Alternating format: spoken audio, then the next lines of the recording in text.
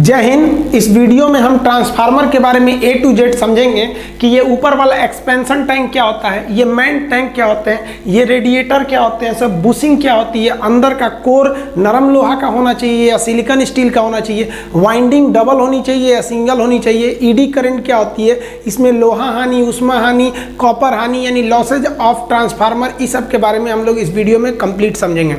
Transformer के ये main parts होते हैं, आप इनको समझ गए तो कोई भी क्वेश्चन आप सॉल्व कर सकते हैं। सबसे पहले बात करते हैं मेन टैंक की। मेन टैंक जो होता है खाली होता है, एक पूरा ऊपर से इसमें खाली होता है, इसी के अंदर ट्रांसफार्मर के हर एक पार्ट पुर्जा को रखे गए रहते हैं। इस टैंक में मेनली तीन चीजें होती हैं, एक होता है कोर और उसके बाहर की गई रहती है वाइंडिंग और उसमें भरा होता है नेफ्था ऑयल यानी तेल। अब इसके बारे में हम समझते हैं। सबसे पहले हम समझते हैं ट्रांसफार्मर का कोर क्या होता है। देखिए जो कोर होता है, कोर का मतलब मध्य भाग एकदम बीच का, ये कोर जो होता है वो नर्म लोहा का अमूमन बनाया जाता है और ये कोर होता है उसको मोटा किया जाता है, लेकिन एक ही लोहा लेकर मोटा नहीं करते हैं। जैसे यहाँ देखेंगे तो ये जिस पर मेरा मार्कर चल रहा है यही है आपका कोर, लेकिन एक खड़ा लोहा नहीं लेते हैं, इतना बड़ा खड़ा लोहा लेंगे तो दिक्कत हो जाएगा। उस कोर को मोटा करने के लिए पतला पतला पत्ती लिया जाता होगा। बचपन में आप ट्रांसफार्मर को खोल के इससे बहुत खेले होंगे, आप देखे होंगे ऐसे पत्तियों को लिया जाता है।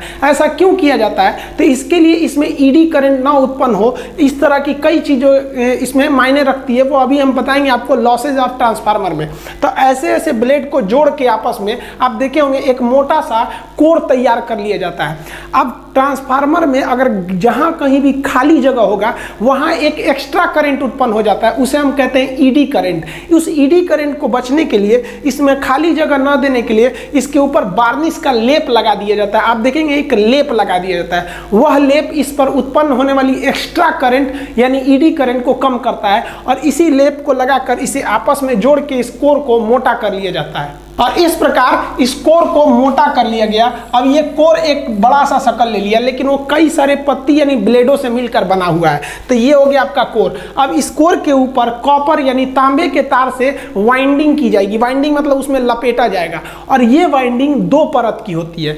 अब दो परत की वाइंडिंग देखिएगा ध्यान से, ये बाहर वाली वाइंडिंग हो गई, एक अंदर वाली वाइंडिंग हो गई, यानी दो परत लगा रहता है। उस दो परत के बीच में आपका देखेंगे एक इंसुलेटर का लेप लगाया जाता है, कागज टाइप का होता है, उससे लगा दिया जाता है। वो जो होता है वो प्राइमरी वाइंडिंग यानी एक परत को सेकेंडरी वाइंडिंग यानी दूसरी परत के वाइंडिंग से अलग करता है। तो कहेगा क्या दोनों वाइंडिंग आपस में ज्वाइंट होते हैं? नहीं, वाइंडिंग कहां किया जाता है? तो कोर के ऊपर किया जाता है। कोर किसका बना होता है? तो नर्म लोहा का। क्या एक ही टुकड़ा होता है? नहीं, छोटे छोटे ब्लेडों से बनाया जाता है। हालांकि नर्म लोहा से ज्यादा अच्छा होता है सिलिकॉन स्टील, ये अभी हम बताएंगे जब आपको हिस्टैरिसीस लॉस बढ़ाएंगे, जब लॉसेस ऑफ ट्रांसफार्मर में तब। अब इस कोर के ऊपर ये जो वाइंडिंग लपेटी गई है इसको उठा के इस टैंक में भर दिया जाता है। अब इस टैंक में भरेंगे और ट्रांसफार्मर को चालू करेंगे और ट्रांसफार्मर जब फुल लोड पे होगा तो इसे पूरा गर्म हो जाएगा। और इसमें देखिए खाली जगह से तो हमको बचना है, खाली जगह से बचने के लिए हम इस पे वार्निश लगाए थे और आप इसको उठाकर इस पूरे कोर के ऊपर वाइंडिंग है उसको पूरा उठा के इस टैंक में डालेंगे तो खाली जगह तो बहुत हो जाएगा और खाली जगह छोड़ना नहीं है, वरना ईडी करंट हो जाएगा और ईडी करंट खुद ओरिजिनल करंट का विरोध करती है। तो ईडी करंट को हटाना है तो जगह को खाली नहीं छोड़ना है, जगह खाली ना छूट जाए, इसलिए जो मेन टैंक होता है इसमें तेल भर दिया जाता है। ये बहुत ही गाढ़ा मिनरल ऑयल होता है जिसे हम नेफ्था तेल कहते हैं। ये तेल मेन टैंक में भरा जाता है इसलिए ताकि इसमें खाली जगह ना बच जाए। जो कोर था उसके बगल में जो वाइंडिंग की गई थी उसके बीच में खाली जगह नहीं भरना चाहिए। ये जो तेल होता है ये डायरेक्ट आप मेन टैंक में नहीं भर सकते हैं। अब देखिए जब ट्रांसफार्मर ज़्यादा हीट होने लगता है ना तो इसमें हम लोग डबल टैंक का यूज़ करते हैं। देखिए ये जो हो गया ये तो मेन टैंक हो गया, इस मेन टैंक के ऊपर एक छोटा सा टैंक लगाया जाता है। ये दोनों टैंक आपस में जुड़े रहते हैं। इस छोटे से टैंक को कंजर्वेटर टैंक या एक्सपेंशन टैंक कहते हैं। यह बहुत ही जरूरी है ट्रांसफार्मर में, ये नहीं रहेगा तो ट्रांसफार्मर ब्लास्ट कर जाएगा। क्यों? कि जब ट्रांसफार्मर बहुत ज़्यादा देर तक चलता है या फिर ओवरलोड हो जाता है तो इसके अंदर हीट उत्पन्न होता लगता है, उष्मा, और इस वजह से ये तेल खौलने लगता है। अब आप बताइए दूध खौलेगा तो ऊपर उठेगा कि नहीं? अब आप बताइए ये मेन टैंक जो है, इस मेन टैंक को तो लोहे से वेल्डिंग करके पूरा बंद कर दिया गया है और खौल के ऊपर उठेगा तो फाड़ देगा, मेन टैंक को ब्लास्ट कर जाएगा ट्रांसफार्मर पूरा। तो ट्रांसफार्मर ब्लास्ट न करे इसलिए इसमें एक छोटा सा ऊपर और टैंक जोड़ दिया जाता है और उसे मेन टैंक से सप्लाई जोड़ दी जाती है। और इस जो ऊपर वाला जो एक्सपेंशन टैंक है, इस टैंक को हमेशा आधा भरा जाता है, पूरा नहीं भरा जाता है। अब आधा क्यों भरा जाता है समझिए, इसीलिए आधा खाली जगह छोड़ दिया जाता है कि ओवरलोड होने पे जब तेल गर्म होगा तो ऊपर उठेगा, तो इसे ऊपर उठने के लिए जगह रहना चाहिए ना, तो जगह बनाने के लिए आधा भरा जाता है। तो आप कहेंगे कि पूरे काहे नहीं छोड़ दिया, ससुरा खाली काहे नहीं छोड़ दिया। तो देखिए कभी कभी जब तेल की कमी होने लगती है, मान लीजिए ट्रांसफार्मर 6-7 महीने से मेंटेनेंस नहीं हुआ है तो उसका कुछ तेल उड़ जाता है। अब तेल उड़ जाएगा तो इसमें तो तेल का लेवल नीचे आ जाएगा, और तेल का लेवल नीचे आया तो खाली जगह हो जाएगा, खाली जगह में ईडी करंट उत्पन्न हो जाएगी, तो फिर उस खाली जगह को कौन भरेगा। तो ये एक्सपेंशन टैंक में जो एक्स्ट्रा तेल भरा है वो जाके उसमें चला जाएगा और खाली जगह होने नहीं देगा, वरना ईडी करंट आएगी तो ट्रांसफार्मर फुल कैपेसिटी से वर्क नहीं कर पाएगा। अब समझिए जब ट्रांसफार्मर का तेल गर्म हुआ था तो एक्सपेंशन टैंक में गया था, तो एक्सपेंशन टैंक की हवा बाहर चली गई, कोई दिक्कत नहीं हुआ। लेकिन जब वो नीचे जाएगा, जब ट्रांसफार्मर बंद होगा या लोड कम होगा तो नीचे जाएगा तो तेल तो नीचे आ जाएगा। जब तेल नीचे आएगा तो इसमें वापस हवा भरने लगेगी। हवा जब भरेगा तो दिक्कत शुरू। हवा के अंदर नमी होती है, हम जब सांस छोड़ते हैं ना तो हमारे फेफड़ा से कुछ नमी पानी निकलता है, जो ठंड के दिन में भाप की तरह दिखने लगता है, गर्मी में नहीं दिखता लेकिन निकलता जरूर है। वो ससुरा पनिया इसमें घुस जाएगा तो दिक्कत कर देगा, पानी नहीं घुसना चाहिए। तो उसको रोकने के लिए यहाँ पर एक ब्लू कलर का देखेंगे ब्रीदर लगा दिया जाता है। अब ये ब्रीदर क्या करता है, ब्रीदर को हमेशा एक्सपेंशन टैंक के ऊपर लगाया जाता है, इस तरह से एक्सपेंशन टैंक के ऊपर लगाया जाता है। ब्रीदर का कलर अमूमन ब्लू कलर का होता है। ये जो ब्रीदर है, यहाँ पर ब्रीदर को बड़ा कर दिए हैं, इसी ब्रीदर को यहाँ पर लगा दिया जाता है। इसके अंदर भरा होता है सिलिका जेल। सिलिका जेल क्या होता है, आप देखे होंगे, आप लैपटॉप खरीदने जाइए या कुछ भी खरीदने जाइए, उसके अंदर एक तो इस तरह सा पैकेट मिलेगा आपको जिसके अंदर भरा होता है सिलिका जेल। ये क्या करता है, ये हवा में जो भी नमी है ना उसको सोख लेता है। अब मान लीजिए आपका लैपटॉप का बैग है, उसमें एक तो इसको डाल दिए, बैग में जितनी भी हवा जाएगी, हवा तो रुकती नहीं एक जगह, घूमते रहेगा, जितना घूमेगा जैसे जैसे टकराएगा उससे सोख लेगा, जहाँ टकराएगा सोख लेगा, जहाँ से सोखेगा वहाँ की हवा हल्की हो जाएगी तो भारी वाला उधर जाएगा, कहेगा कहाँ गया, ओकरो सोख लेगा पूरा। तो इसीलिए ये बैग वगैरह में डाल दिया जाता है। कई तो समझता है ऐसे भी लैपटॉप का पार्ट है, इसको बहुत दिन तक संभाल के रखे रहता है सब। तो देखिए यही होता है सिलिका जेल। तो इसको सिलिका जेल इसमें भर दिया जाता है। अब जब इसमें आप सिलिका जेल भर दिए हैं और जब इसका तेल नीचे जाएगा तो हवा इसमें भरेगी, हवा भरेगी तो किसको पार करके जाएगी, सिलिका जेल को पार करके जाएगी। और सिलिका जेल क्या करेगा, उसके अंदर की नमी सोख लेगा। लेकिन एक खराबी सिलिका जेल की, सिलिका जेल जो होता है ना वो धूल कण को नहीं सोख पाता है, और ट्रांसफार्मर हमेशा सड़के पर लगा दिए, धूल धक्कड़ उड़ने लगता है। अब इन धूल को सोखने के लिए क्या किया जाता है कि इस ब्रीदर के नीचे एक और एक्स्ट्रा सा कटोरी टाइप का बना दिया जाता है जिसमें हम लोग तेल भर देते हैं, ऑयल भर देते हैं। ये ऑयल क्या करता है, धूल को चिपका लेता है, और ऊपर का सिलिका जेल किसको चिपका लेगा, नमी को, यानी जो मॉइस्चर है, ह्यूमिडिटी, उसको चिपका लेगा, और केवल प्योर हवा अंदर जाएगी और बाकी नमी बाहर रह जाएगी। पूछेगा कि आपका ये जो ब्रीदर होता है ये कहाँ लगाया जाता है, तो हमेशा याद रखिएगा ब्रीदर मेन टैंक में नहीं लगेगा, और ये कहाँ लगेगा, एक्सपेंशन या कंजर्वेटिव टैंक के बाहर लगा रहता है। कंजर्वेटिव टैंक हमेशा आधा भरा होना चाहिए। ब्रीदर में कितने चीज का यूज करते हैं, तो 2 चीज का, एक सिलिका जेल, और सिलिका जेल के नीचे में देखिएगा ऑयल लगा होता है। ये ऑयल ये क्या करता है, धूल कण को रोकता है, और सिलिका जेल नमी को रोकेगा। अब ये ट्रांसफार्मर है, ये मेन टैंक है, ये एक्सपेंशन टैंक है, ये ब्रीदर है। अब आप कहेंगे इस मेन टैंकों में तेल किधर से भरा जाता है, तो तेल इस एक्सपेंशन टैंक के ऊपर खाली जगह होता है, इसी में से तेल भरा जाता है और ये मेन टैंक में जाता है। कभी टैंक को खाली करना पड़े तो क्या इसे ट्रांसफार्मर उलाट के खाली करिएगा, भारी होता है, तो नीचे से एक वाल्व दिया रहता है, उसको खोलिएगा ना ढक्कन को तो सब तेल बाहर फेंक देता है। अब समझिए ये ट्रांसफार्मर को हम चालू कर दिए, मान लिया कि ट्रांसफार्मर में हीट ज़्यादा हो गया, ओवर हीटिंग हो गई, भड़कने वाला है, तो जरूरी ये है ना कि एक तो एमसीबी की तरह इसमें भी लगा रहे, बंद कर दे ट्रांसफार्मर को, ज़्यादा हीट हो ना तो धाए से बंद कर दे। अब इसके लिए क्या किया गया, तो इसके लिए लगाया गया बुकुज रिले। ये एक मशीन है बुकुज रिले। बुकुज रिले में जो स्विच होता है ना उसको दाबना नहीं पड़ता है। ये एक ऐसा मशीन होता है ट्रांसफार्मर में जिसको इलेक्ट्रिक से कोई मतलब नहीं है।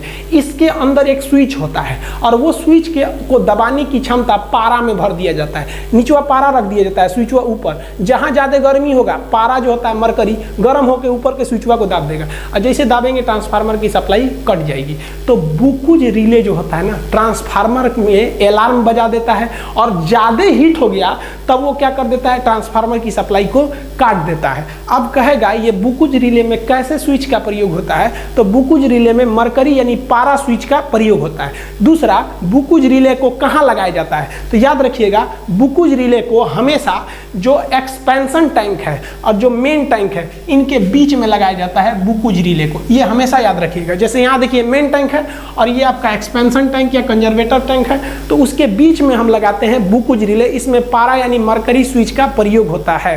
अतः बुकुज रिले सेफ्टी के लिए है। देखिए भैंस को हम लोग बांधते हैं खूंटा में सेफ्टी के लिए कि भैंस भागे नहीं, कभी कभी ससुरा खूंटवे उखड़ जाता है, अब क्या करिएगा, यही होता है। हम तो सेफ्टी के लिए लगाए थे बुकुज रिले, कभी से जुड़ा बुकुज रिले जो है खराब हो जाता है, अब तो इसको भड़कने से कोई नहीं रोक सकता है और पब्लिक की जान चली जाएगी, भड़क जाएगा बीच बाजार में ट्रांसफार्मर। तो इसके लिए एक सेकेंड चीज को लगाते हैं जिसे हम लोग कहते हैं एक्सप्लोजन वाल्व या एक्सप्लोजन वेंट। ये एक लंबा पाइप की तरह होता है, आप यहाँ इमेज में देखिएगा एक लंबा पाइप की तरह इसे निकला हुआ है। ये क्या किया जाता है, जब ट्रांसफार्मर में बहुत हीट होने लगता है और तेल पूरा खोल जाता है, इसका तेल खोल के भाग गया रहता है एक्सपेंशन वाल्व में, एक्सपेंशन टैंक में। अब एक्सपेंशन टैंक में भी जगह नहीं है, वो भी ससुरा फटने वाला है, तो इसको क्या करते हैं, ई पाइपुआ में तो कुछ तेल इस पाइप में भाग जाएगा और इसका जो मुंह होता है इसको कमजोर धातु का बनाते हैं कि ये फट जाए और तेल इधर से निकल जाए ताकि दुर्घटना ना हो। तो इसे हम लोग क्या कहते हैं, एक्सप्लोजन वाल्व या एक्सप्लोजन वेंट। आजकल के नए ट्रांसफार्मर में इतना बड़का धोधड़ नहीं दे रहा है, छोटा सा वाल्व दे रहा है, जैसे कुकर का सीटी होता है, ज़्यादा हीट होगा ना तो उधर से फेंक देगा फिर बंद हो जाएगा, तो वो वाल्व आजकल के नए मॉडल में आ गया है। तो ट्रांसफार्मर में सेफ्टी के लिए बुकुज रिले और लास्ट सेफ्टी के लिए क्या होता है, एक्सप्लोजन वेंट या एक्सप्लोजन वाल्व। देखिए किसी चीज को गर्म करेंगे तो फैलेगा, दूध को गर्म करते हैं तो फैलता है, तो दो रास्ते हैं, या तो फैलने के लिए जगह दे दीजिए, नहीं तो फूंक फूंक के उसको नीचे दबाइए, आदमी फूंकते लगता है ना, वही हाल होता है। देखिए ये जो एक्सपेंशन टैंक है ये तो फैलने का जगह देता है, लेकिन कितना अच्छा रहता है कि तेलवा को आदमी फूंकता है उसी में बैठ के, ट्रांसफार्मर में बैठ के फूंको, इतना फुर्सत है किसी को फूंकेगा, मार देगा करंट, ऊपर फूंका जाएंगे वो। तो इसके लिए बना दिया जाता है हम लोग कूलिंग ट्यूब या फिर रेडिएटर। ये क्या होते हैं, आप ट्रांसफार्मर में देखिए ये जो साइड में ये निकला हुआ है ना इतना बड़ा सा, ये इतना बड़ा सा जाली टाइप का जो निकला है ये वाला हिस्सा, ये होता है आपका रेडिएटर, यही ठंडा करता है, इसको हम लोग कूलिंग ट्यूब कहते हैं। लेकिन कुछ में फैन भी लगे रहते हैं, बाद में बताएंगे। ये कूलिंग ट्यूब क्या होते हैं सर, देखिए ये ना होता है छोटे छोटे नली के होते हैं सर, ये छोटे छोटे ट्यूब जो होते हैं सब बहुत ज़्यादा होते हैं, सब बहुत ज़्यादा संख्या में छोटे छोटे ट्यूब को आपस में जोड़ दिया जाता है और इसका सब कनेक्शन ऊपर से दिया जाता है। देखिए इस मेन टैंक का जो ऑयल होता है गर्म होता है तो गर्म होकर इसमें जाने लगता है, और जब इसमें जाता है तो इस छोटे छोटे टैंक से छोटे छोटे ट्यूब से नीचे गिरने लगता है, और ये धीरे धीरे नीचे गिरता है और एकदम छोटे छोटे ट्यूब से नीचे गिरता है। और ये जो ट्यूब होते हैं ये तो जालीनुमा होते हैं, और बाहर जब हवा लगती है तो उसको ठंडा कर देती है। जैसे थाली में खिचड़ी ले लीजिएगा एक के जगह, ठंडा नहीं होगा, तो तनी से खिचड़िया को साइड में करके फैला दीजिएगा तो ठंडा हो जाएगा। यही काम करता है ये कूलिंग ट्यूब, इधर से गर्म तेलवा को लेके ऊपर से, और जो ट्यूब होते हैं बड़ी ज़्यादा संख्या में होते हैं, उस ट्यूब में थोड़ा थोड़ा मात्रा में तेल को गिराता है ताकि तेल का जो एरिया हो कम हो और हवा इस पे मारे तो वो ठंडा हो सके। ठंडा करने वाली मशीन को हम रेडिएटर कहते हैं। तो अतः ये जो ट्यूब है ये रेडिएटर का काम किया। जब ये इधर से गिरेगा तो गिरने के दौरान ठंडा हो जाएगा, और ठंडा होने के बाद फिर अंदर घुस जाएगा, और अंदर जाने के बाद फिर गर्म होगा तो फिर आएगा, इस साइड भी है इस साइड भी है, तो ये जो होता है गर्म होकर ऊपर आता है और फिर इस साइड जाते हैं और रेडिएटर और कूलिंग ट्यूब से ठंडा होकर नीचे आते हैं और फिर अंदर चले जाते हैं। ये प्रोसेस चलते रहता है। इसमें और अच्छा रहता कि यहाँ पर आदमी एक पंखा लगा देता, तो बहुत हैवी पावर के जो ट्रांसफार्मर होते हैं या जो मेन सब स्टेशन पे ट्रांसफार्मर रखे रहते हैं जिनका लोड ज्यादा होता है उस पर देखिएगा पंखा लगा देता है। तो ये छोटे छोटे ट्रांसफार्मर पे पंखा नहीं लगाता है जो बाजार में टांग देता है, धोधड़ एकदम ट्रांसफार्मर रहेगा ना एकदम मेन स्टेशन का, तो उस पर लगा देता है आपका फैन, तो ये फैन और ठंडा करने के काम में आ जाता है उसे। तो ये आप कूलिंग प्रोसेस समझ गए ट्रांसफार्मर का। अब समझते हैं ट्रांसफार्मर से हमको सप्लाई कैसे मिलती है। तो देखिए ट्रांसफार्मर में बहुत हाई वोल्टेज आया रहता है, जब भी आपको दूर तक करंट भेजना है तो आप हाई वोल्टेज पे ही भेज सकते हैं। तो बिजली घर उतना दूर है तो हाई वोल्टेज पे आता है, और वही हाई वोल्टेज घर में डाल दीजिएगा ना तो भड़का देगा सबको। इसलिए हमको चाहिए टर्मिनल। टर्मिनल का मतलब होता है जो चारों ओर बांट सके। तो ट्रांसफार्मर के टर्मिनल को हम लोग बुश या बुशिंग कहते हैं। ये जो बुशिंग होती है ट्रांसफार्मर की, ये दो तरह की होती है।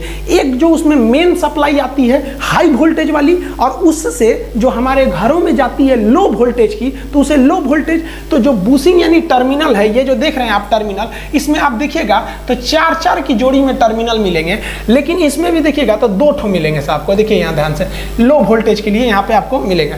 तो जो ट्रांसफार्मर होते हैं हाई बुशिंग वाला, तो वो हाई बुशिंग में क्या होता है, हाई वोल्टेज रहता है। जो छोटा साइज का रहता है उसमें क्या कहते हैं, लो वोल्टेज कहते हैं। एलवी बुशिंग लो वोल्टेज के लिए, एचवी बुशिंग हाई वोल्टेज के लिए। तो ट्रांसफार्मर के टर्मिनल को हम टर्मिनल ना करके बुशिंग कहते हैं। देखिए, अब ट्रांसफार्मर में कुछ लॉस होते हैं। आपको भी पता है कि दुनिया का कोई भी चीज़ 100% एफिशिएंट नहीं होता है। ट्रांसफार्मर में जितना भी वोल्टेज होता है या जो एनर्जी होती है, वो थोड़ा बहुत कहीं ना कहीं लॉस हो जाती है। तो इसी लॉसेस को हम ट्रांसफार्मर के लॉस कहते हैं। तो समझते हैं हम इस लॉसेस के बारे में। तो सबसे पहला जो लॉस होता है वो आयरन लॉस होता है, जिसे हम लोग कोर लॉस भी कहते हैं। हिंदी में इसे लोहा हानि कहते हैं। आपको बता दिए हैं ट्रांसफार्मर का ये जो कोर होता है, ये नरम लोहा का होता है। तो इस कोर में ही कुछ हानियां हो जाती हैं, कुछ लॉस हो जाता है। उस लॉस को हम लोहा हानि कहते हैं। चूंकि कोर लोहा का बना होता है, इसलिए कोर हानि या लोहा हानि कहते हैं। यह लोहा हानि 2 प्रकार का होता है। या तो आपका ईडी करंट लॉस होगा, या तो आपका हिस्टेसिस लॉस होगा। तो पहले समझते हैं ईडी करंट का लॉस क्या होता है। ट्रांसफार्मर के कोर में अगर थोड़ा भी जगह होगा तो उसमें एक भंवर धारा उत्पन्न हो जाती है। भंवर धारा का मतलब है एक्स्ट्रा करंट जो विपरीत दिशा में चलने लगती है, जिस वजह से इफिशियंसी घट जाती है। तो ऐसे धारा को हम भंवर धारा कहते हैं। इससे बचने के लिए हम कोर को एक मोटा लोहा ना बनाकर छोटे छोटे ब्लेड में जोड़कर बनते हैं, और इसके ऊपर हम लोग क्या करते हैं, वार्निश की परत लगा देते हैं ताकि खाली जगह ना हो। तो ईडी करंट से बचने का तो ये उपाय हो गया। फिर भी कुछ बहुत ईडी करंट हो ही जाता है। अब बात करते हैं हिस्टेसिस लॉस क्या होता है। आपको पता है कि जब कभी भी किसी धातु में, मान लीजिए फेरोमैग्नेटिक में, आप करंट सप्लाई करते हैं तो उसमें चुंबक का गुण आ जाता है, और करंट सप्लाई रोकते हैं तो चुंबक का गुण चला जाता है। अब चूंकि ट्रांसफार्मर एसी करंट पर काम करता है, तो इसमें बार बार इसकी दिशा बदलती रहती है। एक बार फेज होता है, इसे दिशा बदलती रहती है एसी करंट की। तो एक बार ये मैग्नेटिक होगा और एक बार मैग्नेटिक नहीं होगा। तो होता क्या है, जो आपका कोर होता है ये एक बार मैग्नेटिक होता है, एक बार नहीं होता है। तो इसके बीच जो गैप हो जाता है, इस कारण एक बार इलेक्ट्रॉन की दिशा इधर हो जाती है, एक बार इधर हो जाती है। तो इसी कारण एक ऊष्मा उत्पन्न होने लगती है, जिसे हम हिस्टेसिस लॉस कहते हैं। ये दोनों ही लॉस आपको कहाँ देखने को मिलेंगे, कोर में मिलेंगे। और कोर ज्यादातर नरम लोहा का बनाया जाता है, इसीलिए इसे लोहा हानि या कोर हानि कहते हैं। अब आप तो पता चल गया आपको कि जो ईडी करंट था उसको तो हम वार्निश द्वारा रोक सकते थे। अब इस हिस्टेसिस लॉस को रोकेंगे कैसे? तो इसको रोकने के लिए हम एक ऐसे धातु का प्रयोग करते हैं जो ऐसे मैग्नेटिक फील्ड के चेंज होने पर ज्यादा इफेक्ट न पड़े और उसमें ज्यादा ऊष्मा उत्पन्न न हो, ताकि हिस्टेसिस लॉस को रोक सके। इसीलिए इसके जगह पे हम यूज करते हैं सिलिकॉन स्टील का। कहेगा सबसे अच्छा ट्रांसफार्मर का कोर किसका होता है, तो नरम लोहा मत बोलिएगा, तब आप कहिएगा सिलिकॉन स्टील। क्योंकि सिलिकॉन स्टील किस लॉस को रोक देता है, हिस्टेसिस लॉस को रोक देता है। और वार्निश और पत्ती किसको रोक लेता है, ईडी करंट लॉस को रोक लेता है। अब बात करते हैं ओमिक लॉस। आपको पता है ओम का नियम किससे संबंधित है, प्रतिरोध से। तो किसी भी चीज के अंदर, दुनिया का कोई भी मेटल है, धातु है, उसके अंदर धारा को रोकने वाला एक प्रतिरोध गुण है। वो धारा को रोकेगा, भले थोड़ा सा रोके, कुछ ना कुछ तो लॉस करेगा ना जी। तो इस लॉस को हम क्या कहते हैं, प्रतिरोध लॉस, या इसी को हम कहते हैं कॉपर लॉस। अब कॉपर क्यों कहते हैं कि कोई भी तार आप बनाइएगा उस कॉपर का ही जनरली बनाया जाता है। हालांकि सबसे अच्छा चालक तो चांदी का होता है, किंतु वो महंगा होता है, तो हम लोग कॉपर का यूज करते हैं। तो ओमिक लॉस को ही हम क्या कहते हैं, कॉपर लॉस कहते हैं। इससे भी धारा क्या होती है, लॉस हो जाती है। आप इसका प्रैक्टिकल एग्जांपल समझिए। मान लीजिए आपका बहुत बड़ा क्लासरूम है, जैसे मेरा क्लासरूम बहुत बड़ा है। अगर हम उस क्लासरूम को ऑफ कर दें, हर एक पंखा स्विच को ऑफ कर दें, तो क्या मेरा बिजली बिल आएगा? तब भी आएगा। क्यों? क्योंकि हमारे जो मीटर से क्लासरूम में जो तार गया है, उन सारे तार के अंदर करंट गया है, और हर एक करंट बल्ब, पंखा, एसी, कूलर, फ्रिज हर जगह गया है। मान लीजिए जहाँ जहाँ जो भी इक्विपमेंट है वहाँ वहाँ गया है। हम करंट काट दिए हैं तो बस ऑन नहीं हुआ है, लेकिन धारा तो गई है, और उस धारा को हमारे क्लासरूम में जितना तार सप्लाई है वो तार क्या कर रहा है, उसको रोक रहा है, प्रतिरोध लगा रहा है। तो इस वजह से एक लॉस होगी जिसे हम ओमिक लॉस या तांबा हानि या कॉपर लॉस कहेंगे। और इसी लॉस का बदला बिल के रूप में, बिजली बिल के रूप में बिजली कंपनी हमसे लेगी। तो इसीलिए आप अगर चाहते हैं कि बिजली बिल पूरा ना लगे, बहुत ज़्यादा बच जाए, तो जहां आपका मीटर शुरू हो रहा है वहीं पे कटआउट एमसीबी लगाया जाता है 4 पोल का, इसको गिरा दीजिए तो बिजली आपके क्लासरूम तक पहुंचेगा ही नहीं, वरना पहुंच जाएगा तो कॉपर लॉस होगा, आपका बिजली बिल आएगा। इसलिए 4 पोल के एमसीबी से आपको डायरेक्ट कटआउट गिराना पड़ता है। अब अगला लॉस समझते हैं, स्ट्रे लॉस। स्ट्रे लॉस क्या होता है? देखिए, लीकेज ऑफ फ्लक्स, जो चुंबकीय फ्लक्स होता है, चुंबकीय फ्लक्स मतलब चुंबक का झटका, तो चुंबकीय फ्लक्स जो होता है इसी से बिजली उत्पन्न होती है सब, तो चुंबकीय फ्लक्स भी कुछ लॉस हो जाते हैं। चुंबकीय फ्लक्स लॉस ना हो इसलिए जो बाइंडिंग की जाती है कॉपर की, वो एक परत के ठीक दूसरे परत उसके ऊपर रख दिया जाता है, बीच में एक पेपर लगाकर। तो फ्लक्स के गैप हो जाने से, लीकेज हो जाने से उस लॉस को हम क्या कहते हैं? Stray loss. तो ये लॉस समझ गए, ये बहुत ही कम होता है, ये तभी होगा जब ट्रांसफार्मर बहुत हैवी पावर का रहेगा, तभी स्ट्रे लॉस होता है। अब अगला जो लॉस होता है वो डाई इलेक्ट्रिक लॉस होता है। डाई इलेक्ट्रिक लॉस क्यों होता है? तो देखिए, ये मजबूरी में डाई इलेक्ट्रिक लॉस हो जाता है। हमको जगह जगह इंसुलेटर लगाना, यहाँ वार्निश का इंसुलेटर लगाना है ताकि ईडी करंट ना उत्पन्न हो, और यहाँ दोनों बाइंडिंग्स के ऊपर एक पेपर लगाना है। तो ये पेपर लगाएंगे तो कहीं ना कहीं ये धारा में रुकावट उत्पन्न करेगा। तो ये जो इंसुलेटर लगा होता है, तो इंसुलेटर के कारण, ड्यू टू इंसुलेटर जो लॉस होती है उसे हम लोग कहते हैं डाई इलेक्ट्रिक लॉस। तो ये आपके मेन लॉसेज हो गए आपके ट्रांसफार्मर के अंदर। अब एक अलग से लॉस आता है जिसको जनरली नहीं पड़ता है कोई, जिसे बोलते हैं मैग्नेटो स्ट्रिक्शन लॉस। ये मैग्नेटो स्ट्रिक्शन लॉस क्या है? ये नॉर्मल लॉस है। आप ट्रांसफार्मर के पास जाइएगा ना तो आपको एक घनघनाहट की आवाज सुनाई देगा, घन घन। इन्वर्टर चलेगा या कोई भी ट्रांसफार्मर देखिएगा ना, चलेगा ना तो उसमें एक आवाज सुनाई देगी। वो फैन की आवाज नहीं रहती है। देखिएगा, फैन नहीं भी रहेगा ट्रांसफार्मर में, जो सड़क के किनारे ट्रांसफार्मर लगाया रहता है उसमें जनरली फैन नहीं होते हैं, तो भी आपको घन घन एक आवाज सुनाई देगी। ये आवाज कोई उत्पन्न करने के लिए भी ना कोई ऊर्जा चाहिए, और ये ऊर्जा ट्रांसफार्मर बिजली से ही लेके दे देता है। तो एक साउंड उत्पन्न होता है। तो इस साउंड के उत्पन्न होने से एक लॉस होता है जिसे हम लोग कहते हैं मैग्नेटो स्ट्रिक्शन लॉस। तो ये ट्रांसफार्मर के अंदर टोटल लॉस हो गए। आई होप आप ट्रांसफार्मर समझ गए होंगे। ट्रांसफार्मर का न्यूमेरिकल प्रॉब्लम कि प्रथम कुंडली में कितना होता है, द्वितीय कुंडली में कितना होता है, स्टेप अप और स्टेप डाउन में क्या अंतर होता है, ये सब समझा देंगे। आप एमसीबी को भी समझा देंगे। ये एमसीबी भी आप देखेंगे तो 4 टाइप के मिलेगा आपको, single pole, double pole, triple pole, 4 pole, इसके भी कई कैटेगरी हो जाते हैं। आप ट्रांसमिशन लाइन देखिएगा, हाई वोल्टेज के करंट को हम लोग इस टावर के द्वारा ट्रांसमिशन लाइन से भेजते हैं। इसके अंदर एक कोरोना इफेक्ट उत्पन्न होता है। अभी जो बीमारी चल रही है ना, इसमें पहले से है वो बीमारी। कोरोना इफेक्ट क्या होता है? ट्रांसमिशन लाइन का। और ये जो इंसुलेटर होते हैं क्यों लगाए जाते हैं? अब इंसुलेटर की संख्या गिनेंगे तो देखिए, इसमें ज्यादा डिस्क मतलब चक्री, इसमें ज्यादा दिख रहा है, इसमें डिस्क की संख्या ज्यादा है, इसमें डिस्क की संख्या कम है। तो हम क्या डिस्क को गिन के बता सकते हैं कि इस तार में कितना वोल्टेज है? हाँ, एकदम आराम से बता सकते हैं। तो मिलेंगे हम लोग नेक्स्ट वीडियो में, तब हम इसकी चर्चा करेंगे। तब तक के लिए जय हिंद।